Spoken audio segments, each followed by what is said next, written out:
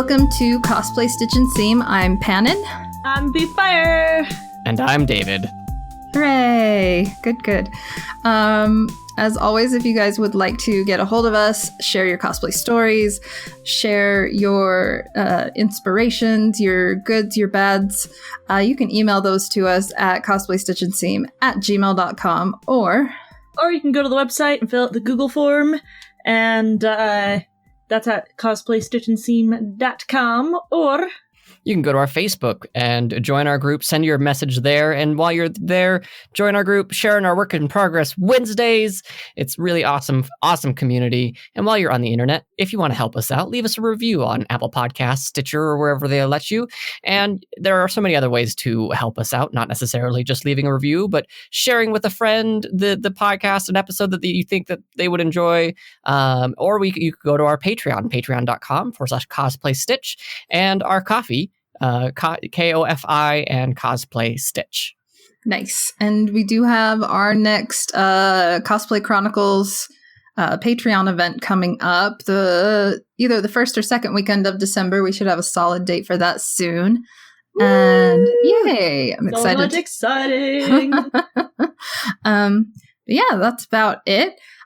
We're really excited today to have our special guest, who is Melanie from Clever Octopus. We've mentioned the Reuse Center a couple times, I think, in earlier episodes, and we're so excited to have you today as a guest. Hi, Melanie. Woo! Hello, everyone. Would you like to tell us a little bit about yourself? Cool. My name is Melanie Espinal. I am working as a communications coordinator at Clever Octopus, which is Utah's one and only creative reuse center.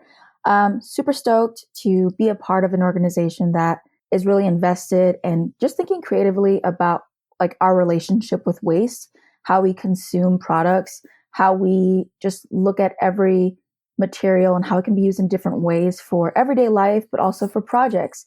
It's just a really cool environment to work in.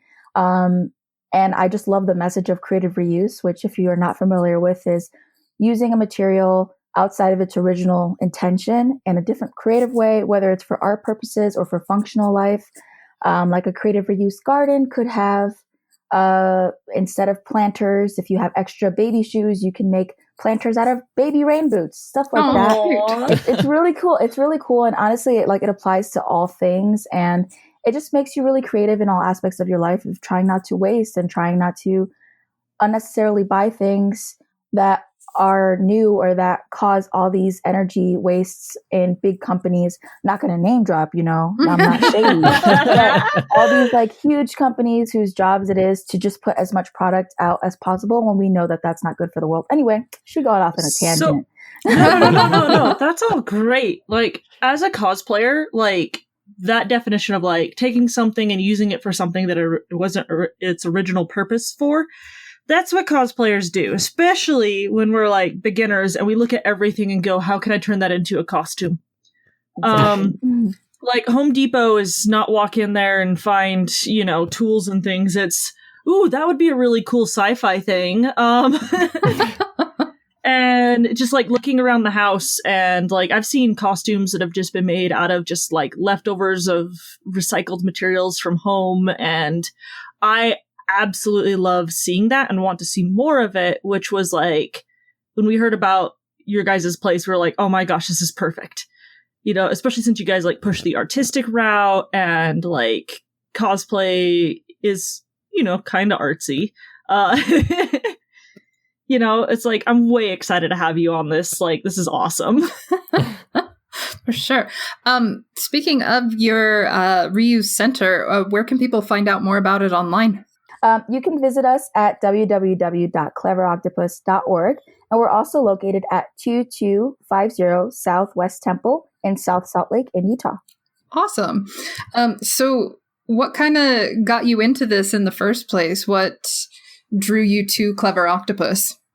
I just love the concept. I love being surrounded by creative types, and they're just wacky. They're just wacky people. If you follow us on Instagram at Clever Octopus, we're just we're not afraid of color. We're not afraid of being weird. And our advertising or like just who we are like as a brand is just strange. And we really embrace that. And I think that's why a lot of people who are into cosplay or who are into all these cool projects find themselves drawn to Clever Octopus because we have the same culture, you know what I mean? Oh, yeah. So I was yes. really attracted to it for that reason. And also because I've never been to Salt Lake. So it was like, let's try it.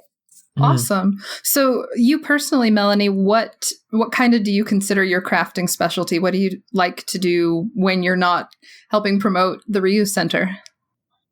Yeah, I would say, although I'm like a writer first, definitely.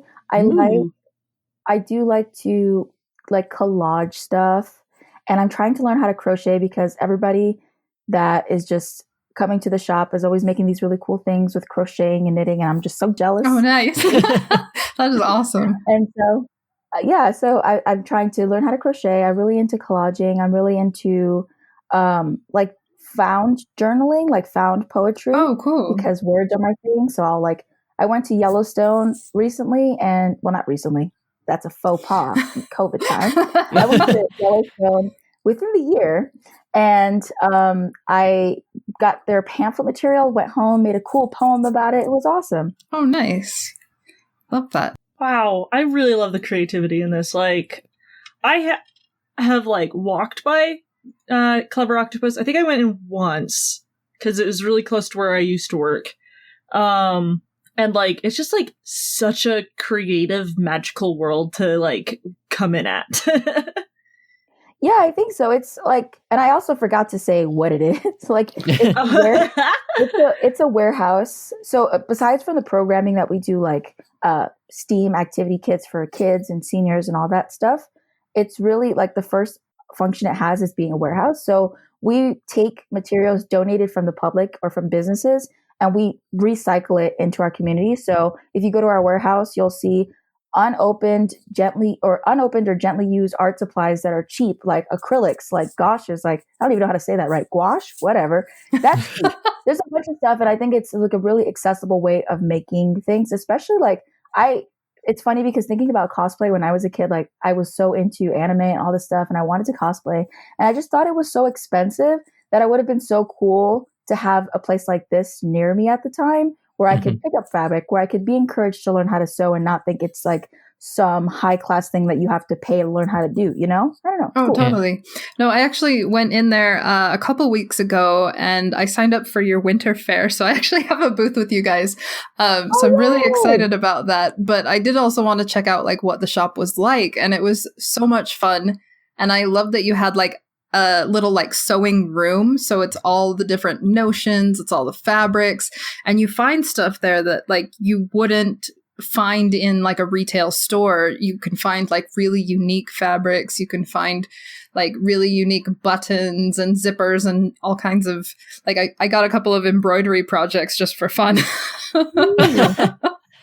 I also really like how the store is laid out. Like it makes sense, and things are so beautifully labeled that it's like you can walk around at Home Depot like we had mentioned, and it's like I don't know where I'm going, and I don't want to bug anybody like, hey, can you tell me where the acrylic sheets are? But like all I have to do is turn the corner, and then there's this big sign that says acrylics, and that's everything that I need to know. And then like, oh look, there's foam and upholstery foam and Sintra and like all this great stuff. So like it's so beautifully organized to the point where it makes sense as you walk through it.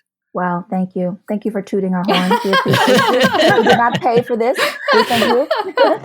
That's funny, Pennon, because I saw your name and I thought, that's really familiar. Is it the same person? I don't know. Yeah. I didn't know it was you. That's so cool. Yeah. I'm happy to have you a part of the market. I think the market is so cool and so exciting.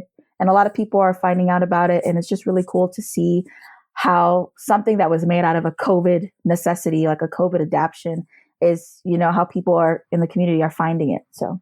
Oh, definitely. Well, if I can toot my horn for 2 seconds.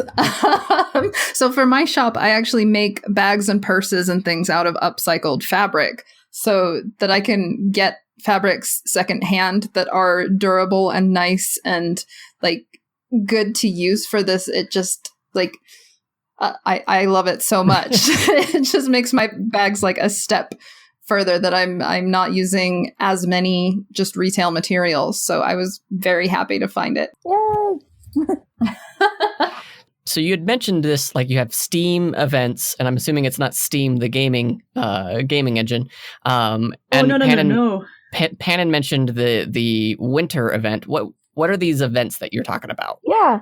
So we, our mission is to foster environmental awareness through creative education and art education. So we kind of are looking at art and waste through the lens of STEAM, which is science, technology, engineering, art, and mathematics. So we were really excited this year to release our first summer camps, but COVID happened. And so like we had done summer camps in the past, but not with ourselves. Like we had done them in partnerships with other organizations. So to kind of modify that, we created STEAM kits that people could take at home, order online, that kind of thing.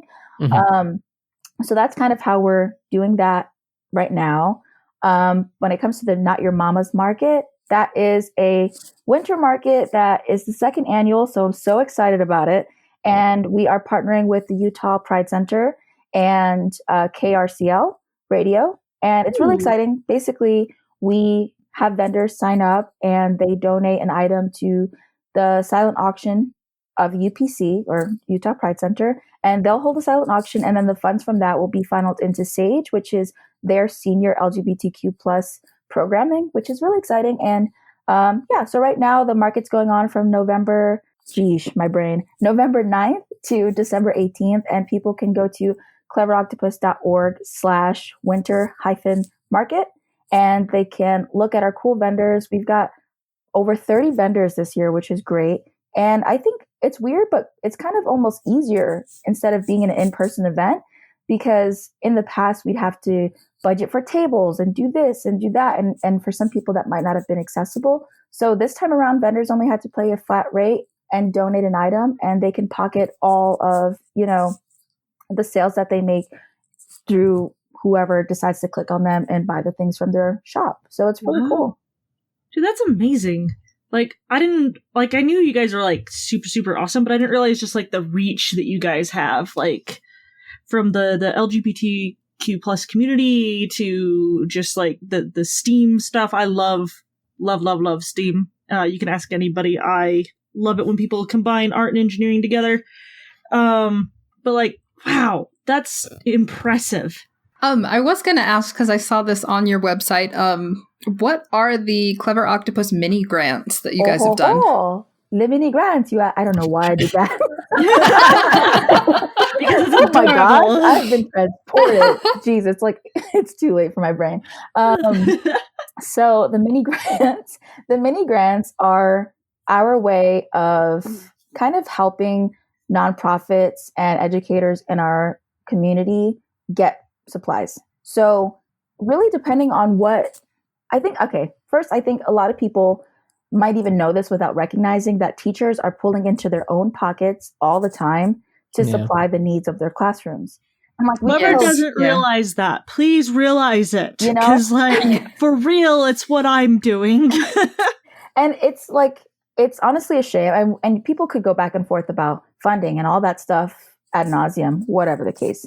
But at the end of the day, this is what they're doing. And so mini grants allow educators and nonprofit organizations to apply, say what the organization is about, say what their needs are, and in turn will give them store credit where they can pick up the supplies. So when we had our Native Arts Youth Initiative, which was this really cool initiated. Oh, that's a lot of initiate. It was this cool initiative created by these two young Diné Navajo activists, Izzy Klein and Alyssa Klein, and they decided they wanted to bring supplies to really lock down areas in the Navajo Nation because they had stricter guidelines because they were getting impacted more. And I'm sure that's still true. I'm not sure. I haven't checked the numbers recently. Any case, they decided to make this program and they reached out to us wanting us to be a place where people could drop off items for a supply drive. And that was a really cool partnership. And then from that, we encouraged them to also apply for our mini grant so that we could give them the supplies we have in our store additionally. So that was a really cool win-win situation. And they were able to not only collect so much at the drive, but also receive like monetary donations that got cycled again into our shop by buying the products and bringing it over there. Wow. So, yeah. And there's other examples like Sewing for Lives is a nurse who decided, hey, there's a mask shortage. Like I need materials. So she applied, got accepted, picked up some things, made some masks, and started putting them around town, which is cool. Wow. That's so cool. Like, I love that not only do you keep all this stuff from going to waste, but you provide it to the people who need it the most. And I love that it helps promote the arts as well, because it's just so many things that I love.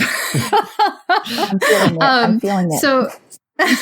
So I know you talked about like some of the events, and I know COVID has really changed that. Are you guys doing any other online events, or are you planning any in the future? Yeah, it's unfortunate because every time you think, oh, well, things are starting to maybe look okay, and then bam, almost 4,000 COVID cases on one day.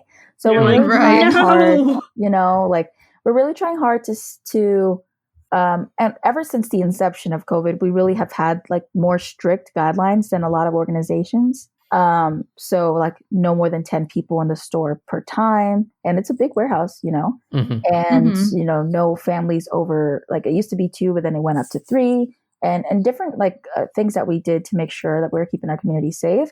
So right now, and we feel so bad. We were going to plan a huge Halloween party, and it was supposed to be so exciting. Not even huge. It was supposed to be like social distance Halloween party. And we were excited about it, but then the cases just got worse that we just didn't feel comfortable with it. And I think that that's just the sacrifices that, we're making. And we're trying to get inventive. We're trying to be innovative with how we're creating programming, whether it's our summer camp kits, which they don't even have to be just for summer. It's like, you got kids, you want them to learn cool things through your hands and not the separation of art versus science, art versus math, which is how a lot of us are taught.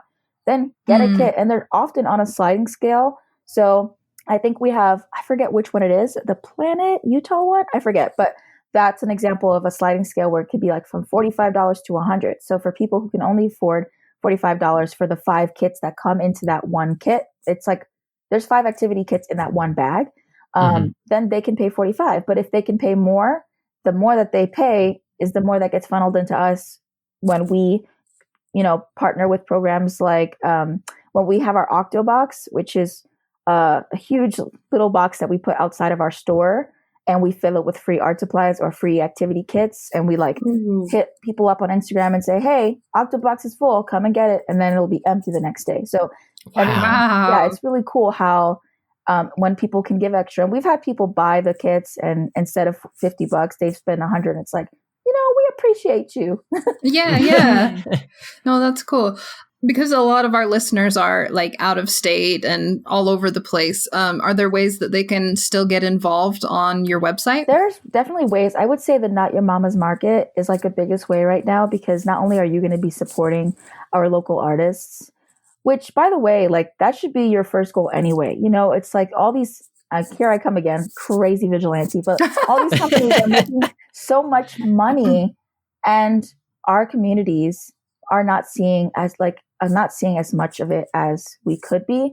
And so you'll be supporting artists, first of all. You'll be getting unique art, and they have shipping methods. So while we have our location in Salt Lake, it's kind of hard to get those things. You know what I mean? But if there was like, let's say you saw something in our warehouse that we posted and you're like, wow, I want 1 million of those. You can send us a custom order and we can deliver it to you. But it's kind of like, there's so many logistics with shipping that's just not a possibility we have for everything right now. We do have an online store, but it's only pickup at this moment. Gotcha. We have explored the idea of like, okay, we can ship things, but we just haven't had enough people interested in that element, I guess. Gotcha. Okay.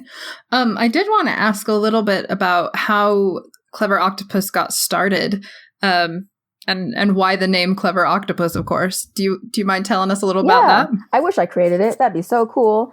Jen Lopez and Sherry Gibb. They're two amazing artists. Jen is this like mathematical, well, from my opinion, because I failed math so many dang times, but she's a genius and she's really into science and engineering. And just like, I believe she was living in North Carolina, which has a creative reuse center there, and was really inspired by it and wanted to take it to her community in Utah. And so I think there was a lot of ideas there, and both Jen and Sherry, I think they were teaching a art activity of some sort to some children, and they thought, we could do this. Like, we could make this a thing.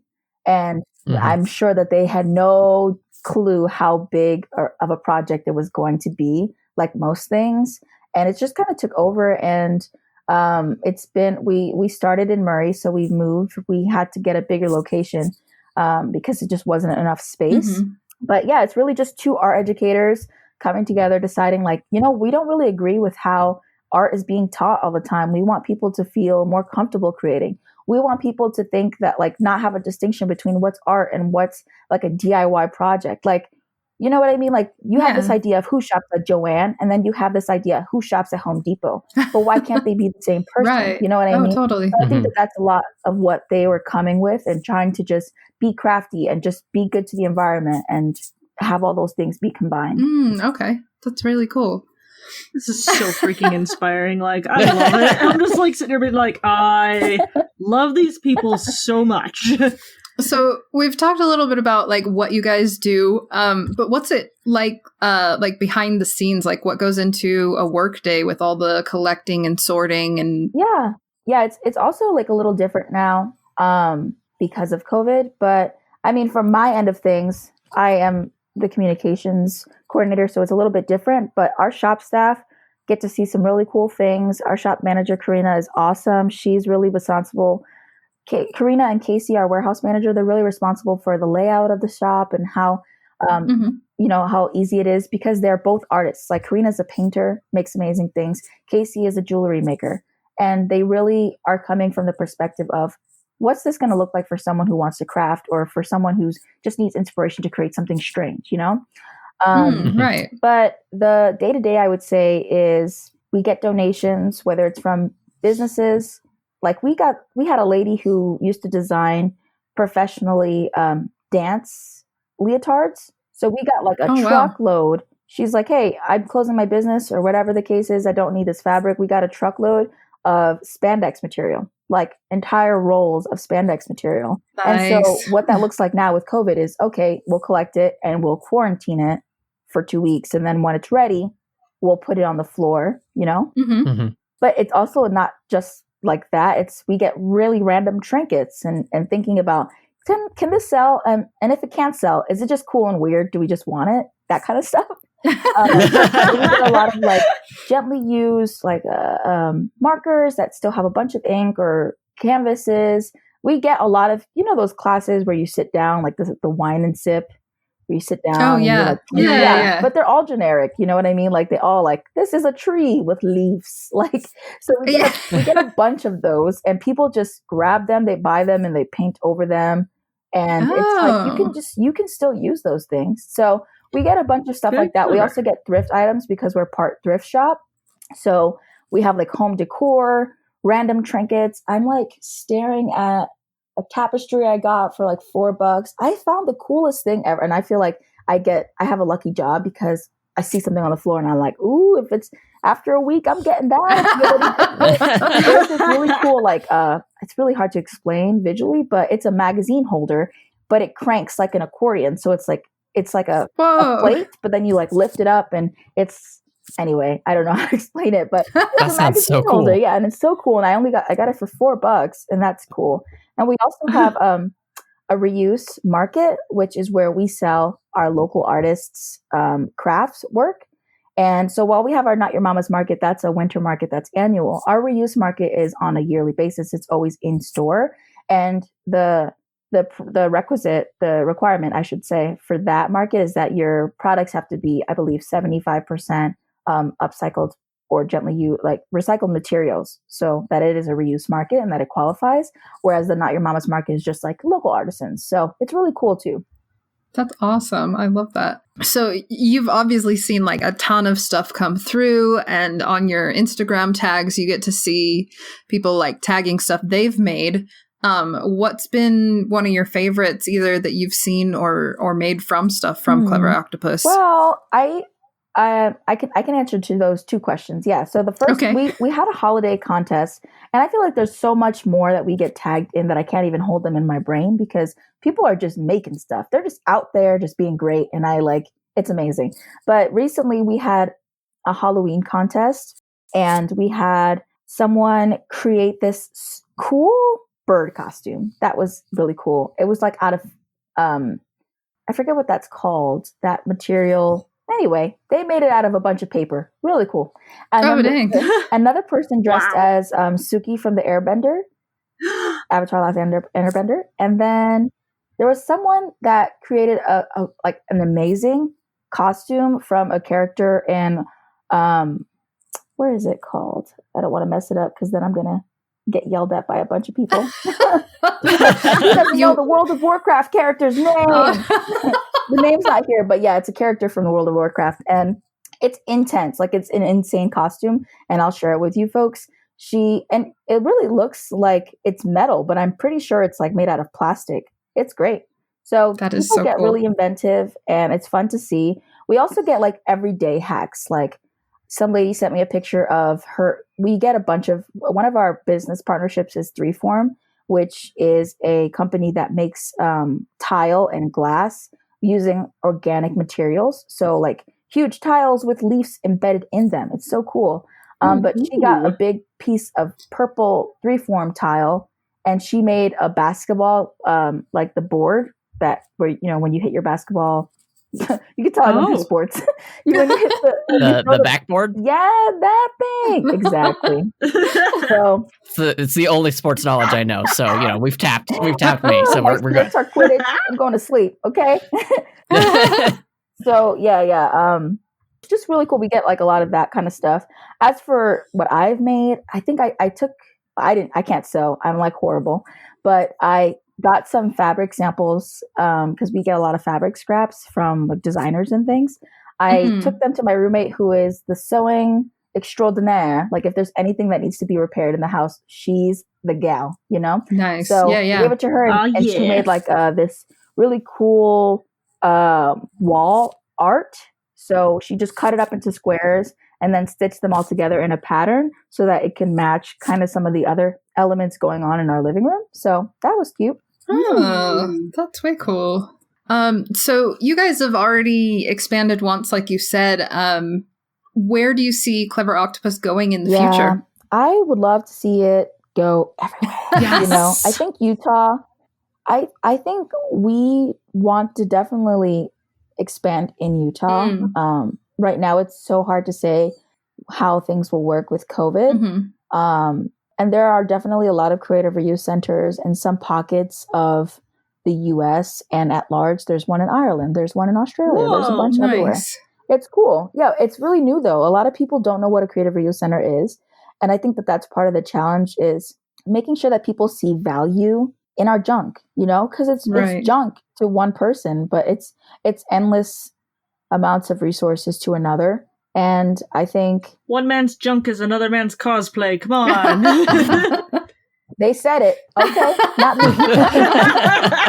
And so it's I think that's it. It's like there's definitely a need in some areas, especially like when we're trying to work with some school districts that have art supply needs. We want to make sure that we can refunnel those things. I definitely think there's needs in different pockets of Utah and the US at large.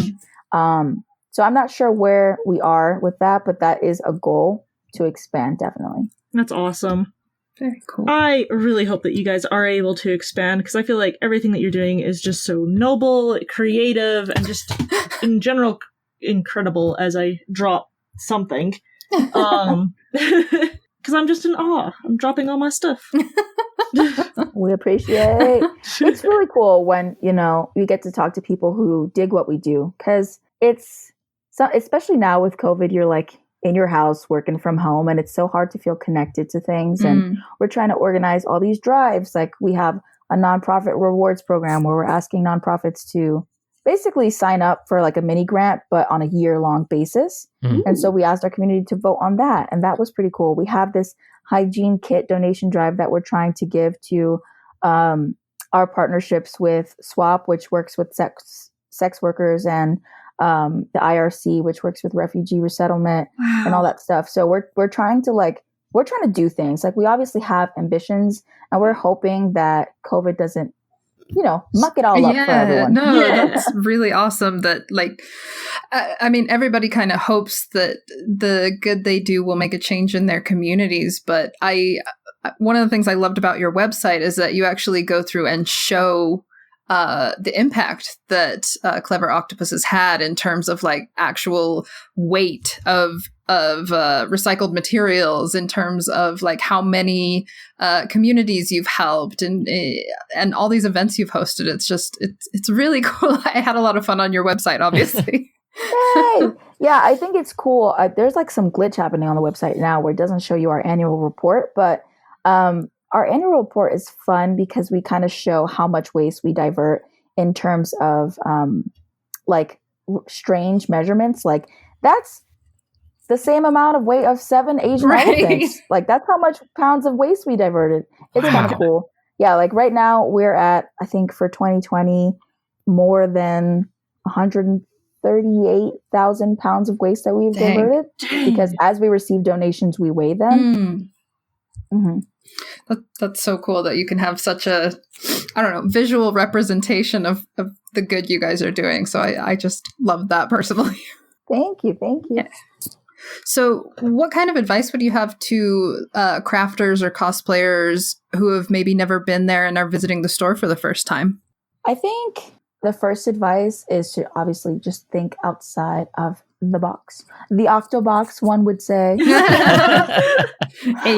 And our team is they're just really knowledgeable. Like all of our staff workers, like everybody that works in the warehouse, they're artists. And they've been working with us for a while. Like if you shop one day, you might see Siren, and they're really cool. They are always making these art projects, and they always know exactly what paint goes with what and what primer you need. And I think it's not having a fear, because we want to break that down. Like art is not some like highfalutin tootin' thing that only one type of person can do. Right. So it's like break down whatever you think it is, break down whatever project. Specifically for cosplay, it's like it's hard as heck to make a costume, if you're not skilled with sewing and all these things. So it's like just having patience with yourself and doing what you can do. Maybe you hand sew. It doesn't look the best the first time, and you just get better at it, And I think a lot of our staff are really resourceful as to what some hacks could be. Like I'm trying to learn how to crochet, and Siren's like, "Hey, why don't you just get a crochet loom?" And I was like, "You are a genius. I do not deserve you." So yeah, very cool. No, I think one of the things that deters a lot of people from starting cosplay is the price tag, because you go to some of these bigger stores like Joann's, Michael's, etc., and you look at the materials and go like, "That's a lot of money." And I love that, like, Clever Octopus is good for, especially if you're learning, you're getting the materials cheaper, you're keeping it from going to waste. And I feel a lot like less guilty, like learning on something that, has already had one. Yeah, exactly. Yeah. So I think that's true. And especially because I feel like with cosplay, it's easy to go online and see all these people with all these amazing costumes. And you're like, I need to buy it. I need this big. I need that. And it's like, even if you're not in Salt Lake, even if you can't visit our amazing warehouse, like even if you can't do that and you're somewhere else, you're in Chicago, whatever, like you can go to a thrift shop and grab these items. You can go, there's just think about materials in different ways. You can use spray foam. You can use all these things without having to reinvent the wheel or spend so much money. And just having fun with it. Especially now, it's not like you're going to any conventions, okay? You can practice. You can spend some time at home looking in the mirror crying. Exactly. But Going like back that's to like an important thing. So sorry, David. Go for it. Go for it. But it's like an important thing is like allowing yourself to fail. And with COVID going on right now, you can do that and no one will ever know. You could be like, I just made this terrible, terabad costume, but no one's ever going to see it. And then you can just be like, well, I'm just going to go and try again, and no one's ever going to know about this oops of a thing ever. And like, again, cosplay, like it's, at least for me, when I started getting into it, like it was the creation of the impossible with the cheaply available. I know I say that like all the time, but like that's seriously like if you want to make it real, you can make it real. Just got to get creative with what you see around you. Yeah, sorry. Go ahead, David.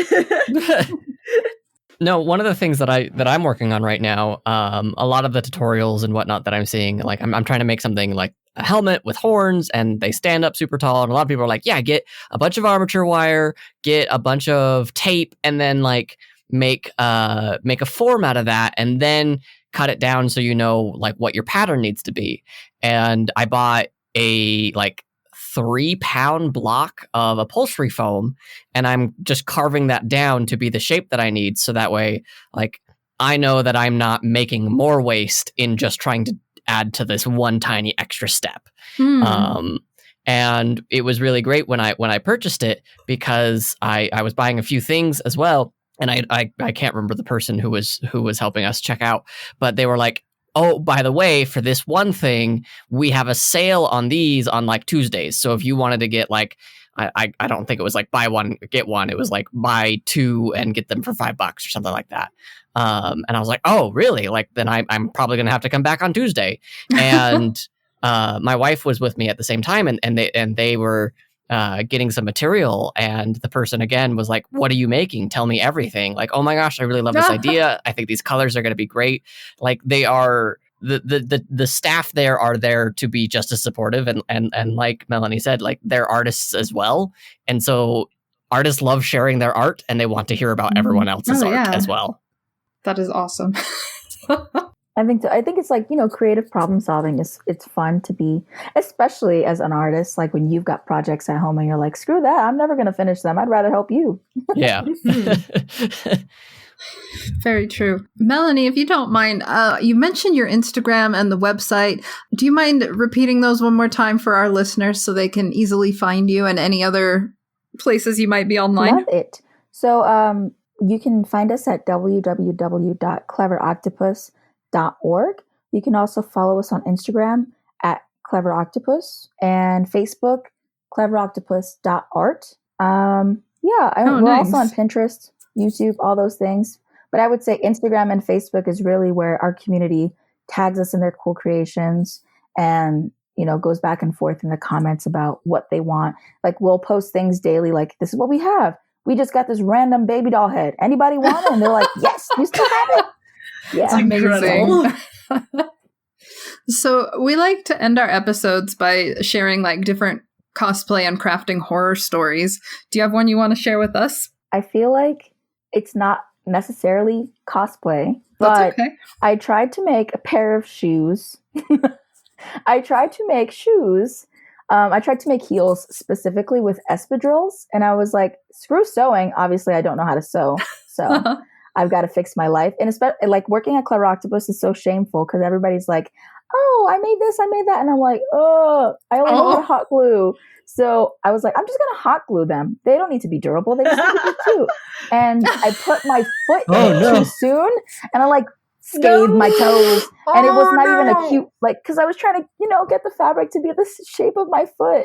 One of them was like really nice, even though I got my foot burnt. And the other one was really boxy because I was scared this time around. Oh, no. So, anyway, that's my story. Oh, dang. I hot glue I horror. totally feel you on the, like, look at all these cool crafty people while I sit here on my computer, because I feel that every time that I sit down with pen and V-Fire. Oh, goodness. It's like, we have these fantastic champions of different cosplay competitions, and yet here I am working on, like, one of my first real big costumes. So, like, I feel you. We love what you're making, though, David. It's amazing. Yeah, you're having fun. See, and that's why I'm still here, because, like, I get all this praise and support. It's so fantastic. We'll give you all the butt pats. Good job, David. Good job. No, I love seeing your progress, David. And if you guys want to share your progress, where can people do that, David? Oh, they can go to our Facebook page and share in our Work in Progress Wednesdays, or just whenever. They don't necessarily need a day. You could just post whenever, and we want to see it. We want to hear your stories. You can also share your cosplay horror stories on our Facebook page. Where else can they share, Pannon? Oh, you can also use our email, which is cosplaystitchandseam@gmail.com, or go to the website, cosplaystitchandseam.com, and fill out the googly Google form. And I was going to say but David's already done his part.